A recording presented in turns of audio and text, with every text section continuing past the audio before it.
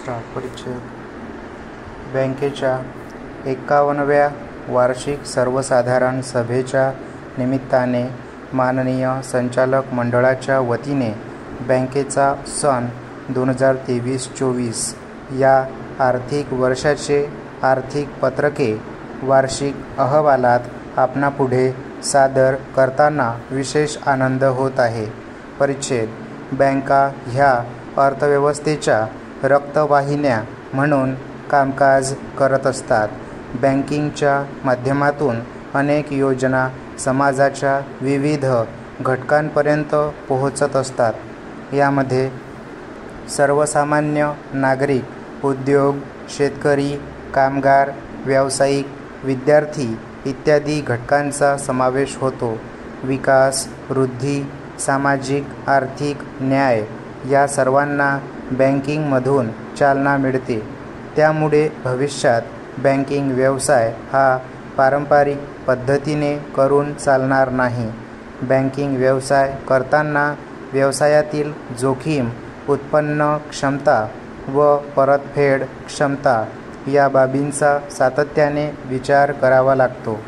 भारतीय रिझर्व्ह बँकेचे विविध मापदंडानुसार बँक व्यवस्थापनात करावे लागणारे प्रभावी अनुपालन आणि तंत्रज्ञानातील वेगाने होणारे बदल, त्यातील उद्भवणारे धोके व सुरक्षितता, ग्राहकांच्या वाढत्या सेवा अपेक्षा, इतर वित्तीय संस्थांशी करावी लागणारी निकोप स्पर्धा इत्यादी बाबींचा विचार करून भविष्यात बँकेस आव्हाने पेलण्यासाठी सज्ज राहावे लागेल. परिच्छेद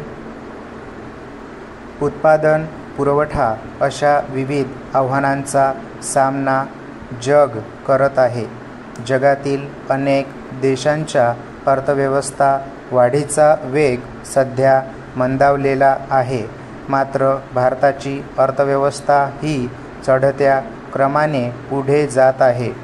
जर्मनी, अमेरिका आणि चीन नंतर जपानची अर्थव्यवस्था 4थ्या क्रमांकावर आहे. भारत या यादीत 5व्या क्रमांकावर आहे. मात्र देशाचे पंतप्रधान यांनी भारत लवकरच 3ऱ्या क्रमांकाची अर्थव्यवस्था होणार असल्याचा दावा केला आहे. या बाबी साध्य होण्यासाठी भारतीय बँकांचा मोठा हातभार लागणार आहे. परिच्छेद भारतीय अर्थव्यवस्था वाढीमध्ये अनेक अडथळे आहेत.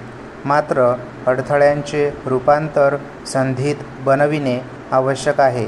त्यासाठी उत्पन्नाचे न्याय्य वितरण, शेतीचा विकास आणि रोजगार निर्मिती, नवीन व्यवसाय निर्मिती, शिक्षण क्षेत्राचा विकास या बाबीमध्ये मोठ्या प्रमाणावर सुधारणा होणे आवश्यक आहे.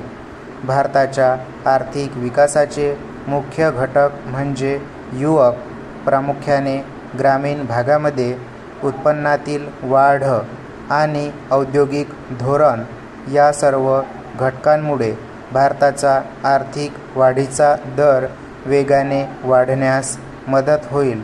यामध्येही बँकांचा वाटा मोठा राहील असा विश्वास देखील जागतिक गुंतवणूक बँकिंग फर्मने व्यक्त केला आहे. परिच्छेद सहकारातून समृद्धीकडे याकरिता केंद्र सरकार व राज्य सरकार कटिबद्ध आहे. यासाठी देशातील सहकार चळवळ मजबूत करण्यासाठी राष्ट्रीय सहकार विद्यापीठ उभारणी करण्याबाबतची कार्यवाही सुरू आहे.